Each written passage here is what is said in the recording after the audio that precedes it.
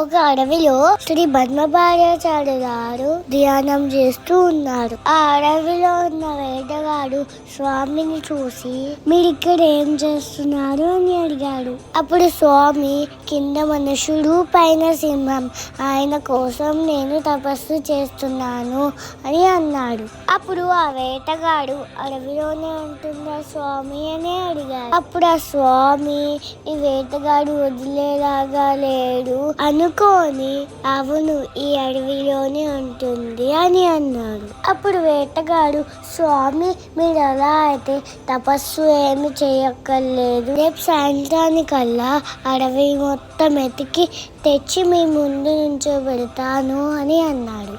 అప్పుడు స్వామి ఆ మాటకి నవ్వుకొని సరే అని అన్నాడు. అప్పుడు ఆ వేటగాడు రాత్రి అంతా నిద్రపోకుండా, అన్నం తినకుండా, పైన సింహం కింద నడుడు, పైన సింహం కింద నడుడు అని అనుకుంటూ మొత్తం ఎతికాడు ఫ్రెండ్స్. కానీ ఎక్కడే దొరకలేదు. అప్పుడు ఆ వేటగాడు, నేను స్వామికి చెప్పిన సమయం అయిపోయింది అని బాధతో ఆ తీగలు చుట్టుకొని చనిపోవాలి అనుకున్నాడు.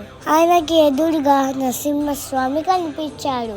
అప్పుడు ఆ వేటగాడు మృగం దొరికింది అనుకొని ఆయన దగ్గర ఉన్న తీగలతో కాళ్ళు చేతులు కట్టేసి ఇచ్చుకుంటూ స్వామివారి దగ్గరికి వెళ్ళాడు. కానీ శ్రీపాద స్వామికి మాత్రం నరసింహస్వామి కనిపించలేదు. కానీ నరసింహస్వామి గొంతు వినిపించింది.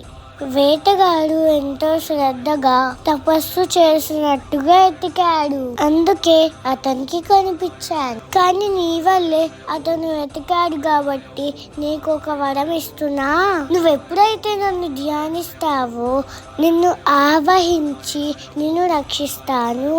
నరసింహస్వామి చెప్పి వెళ్ళిపోయాడు. శ్రీపాదస్వామి ఎవరో కాదు, శంకరాచార్యుల వారి శిష్యుడే. ఒకరోజు శంకరాచార్యుల వారు అన్న శిష్యులతో కలిసి శ్రీశైలానికి వెళ్ళాడు. శంకరాచార్యుల వారు కొండపైన తపస్సు చేసుకుంటూ కూర్చున్నారు. ఆయన దగ్గరికి ఒక కాపాలికుడు వచ్చాడు. స్వామి, నేను తాంత్రిక పూజ చేశాను, కానీ అమ్మవారికి బలి ఇవ్వాలి, మీ తల కానీ ఒక రాజు తల కానీ ఇవ్వాలి అని అన్నారు. అప్పుడు ఆ స్వామి వారు, నా శరీరం పైన ప్రేమ ఏమీ లేదు అని ఒప్పుకున్నా. కాపాలికుడితో స్వామి, రేపు నేను కొండపైన ధ్యానం చేసుకుంటూ ఉంటాను, నా శిష్యులు పాతాళ గంగ స్నానానికి వెళ్తారు, అప్పుడు వచ్చి ఆ తల తీసేసుకొని అంటారు. ఎందుకంటే నా శిష్యులు చూస్తే అసలు ఒప్పుకోరు అని అంటారు. కాపాలికుడు అలాగే వెళ్ళిపోయి శిష్యులు లేని సమయం చూసి స్వామివారి తల తీసుకోవడానికి వెళ్తాడు.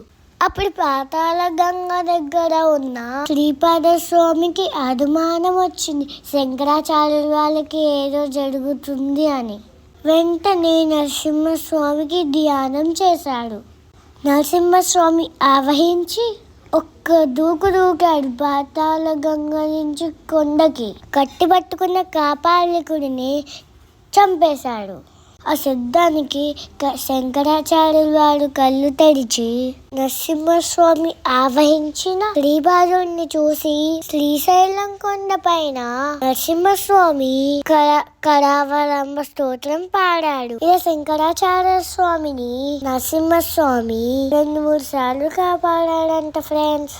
మన హిందూ ధర్మం కోసం శంకరాచార్యుల వారు ఎంతో సేవ చేశారు. మన హిందూ ధర్మాన్ని కలుషితం కాకుండా మనమే కాపాడుకోవాలి. జై సీతారాం, భారత్ మాతా కీ జై.